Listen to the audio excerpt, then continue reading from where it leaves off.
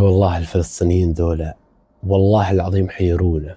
عارف حيرونا ويشغلونا ناس رغم كل اللي فيه وكل اللي يشوفونه ويعيشونه، إلا إنهم مصرين يضربون الأمثال لنا، وكأن نحن المحتلين وهم أصحاب الحرية، سواء من شعب خارج المعتقلات أو أسرى داخل المعتقلات. تعال اليوم بكلمك عن أسير داخل المعتقلات، والله سوى الهوايل، سوى اللي ما يسويه خارج المعتقل. رجال حول الهزيمة لنصر، حول اليأس لنجاح. كيف وليه؟ تعال أقول لك، ادخل. السلام عليكم، كيف الحال؟ تخيل معي كذا يا صديقي إنك تكتب رواية كاملة تفوز فيها بأكبر جائزة عربية، وانت خلف قضبان السجن، وخلفك حديد، عارف، قيود ما تشوف فيها لا سماء ولا حرية. هذه مو قصة من خيال، لا، هذه حكاية حقيقية لشخص اسمه باسم خندقجي. يعني عارف هذا الرجل سوى المعجزات. كيف؟ طيب تعال أقول لك. باسم خندقجي الكاتب والروائي الفلسطيني اللي تحولت في معاناته إلى رمز الأمل والصمود، واللي اليوم الكل يتكلم عنه بعد وصوله إلى القاهرة ضمن صفقة تبادل الأسرى بين المقاومة الفلسطينية والاحتلال الإسرائيلي. باسم ولد سنة 1983، وأنا بعتذر أني أنا بقول باسم. الأستاذ باسم ولد في سنة 1983 في مدينة نابلس. عاش شبابه في قلب الأحداث، ودرس الصحافة والإعلام في جامعة النجاح الوطنية، وكان من صغره شغوف بالكلمة والحكاية، وبدأ يكتب القصص القصيرة، وكان يحلم إنه يصير كاتب معروف. لكن للأسف حلمه تبدل لما اعتقلته قوات الاحتلال سنة 2004 وهو في سن 21 سنة. تخيل. وترى اعتقل بسبب عملية سوق الكرمل اللي صارت وقتها ضجة كبيرة في عام 2004.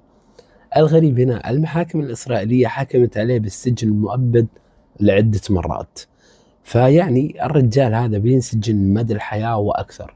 وللعلم ترى أظن المؤبد في إسرائيل 99 عام، مو 25 سنة مثل باقي الدول، لا عندهم غير. وطلبوه أيضا بتعويضات خيالية وصلت لأكثر من 11 مليون دولار.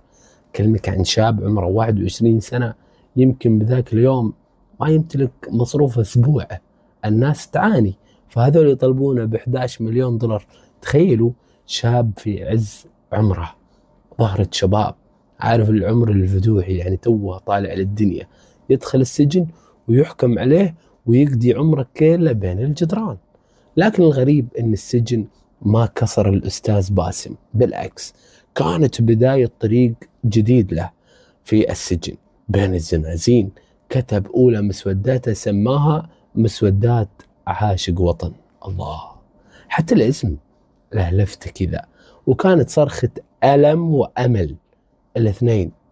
عارف لما يجتمع الأمل والألم ترى خليط، وترى شعور صعب والله. وهذه المسودات كانت تحكي عن وجع الفلسطيني في المعتقل، وعن إنسانيته اللي رغم كل شيء ما انطفت، ومن بعدها ما وقف.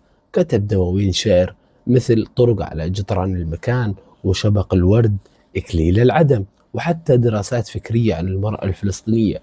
كان يكتب من داخل السجن كأنه جالس في مكتبه في بيته، جالس كده ومرتكي، وقلمه الحر كان هو نافذته الوحيدة على العالم. الأستاذ باسم كتب روايات كثيرة رغم السجن ورغم مرارة الاعتقال والأسر، طبعا منها مسك الكفاية، وسيرة سيدة الظلال الحرة، ونرجس العذلة اللي وقعتها والدته وشقيقته نيابة عنه في ملتقى فلسطين للرواية في عام 2017.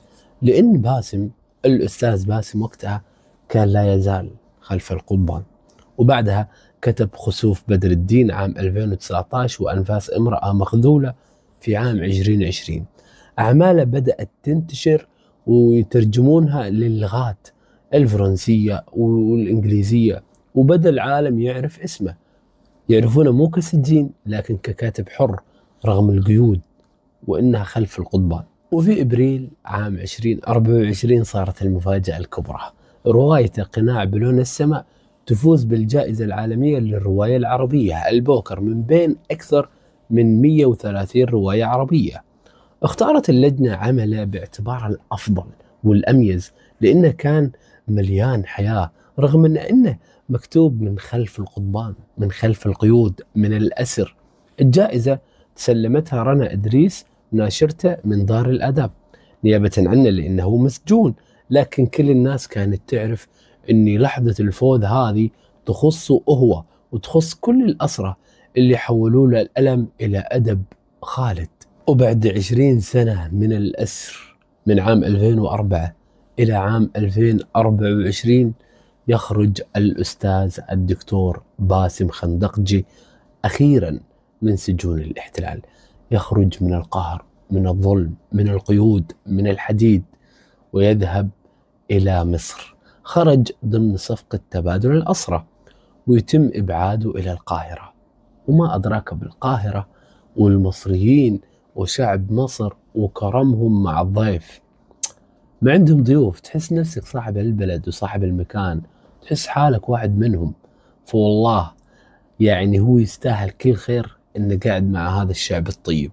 ولما وصلت الأخبار عن وصوله لمصر تصدر الترند وصار اسمه حديث الناس في كل مكان، لأنه مو مجرد كاتب فلسطيني أو شخص عادي أو صحفي أو لا، هذا الرجل هو قصة أمل تمشي على الأرض.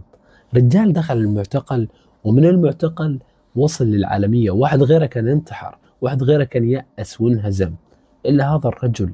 وترى غيره كثير من المعتقلين الفلسطينيين داخل السجون الإسرائيلية والله العظيم حولوا يأسهم من يأس وهزيمة إلى نجاح وأبهروا العالم كله. فالرجال هذا هو بالفعل قصة أمل تمشي على الأرض حية تشوفها بعينك. فتخيل يا صديقي إن كل صفحة كتبها الأستاذ باسم كانت سلاح، وكل كلمة كانت خطوة، وخطوة متقدمة نحو الحرية. واليوم الحرية فعلا صارت الواقع اللي هو قاعد يعيشه. يطلع على كيفه، يكتب على كيفه، يجلس على كيفه، ينام على كيفه، يصحى على كيفه.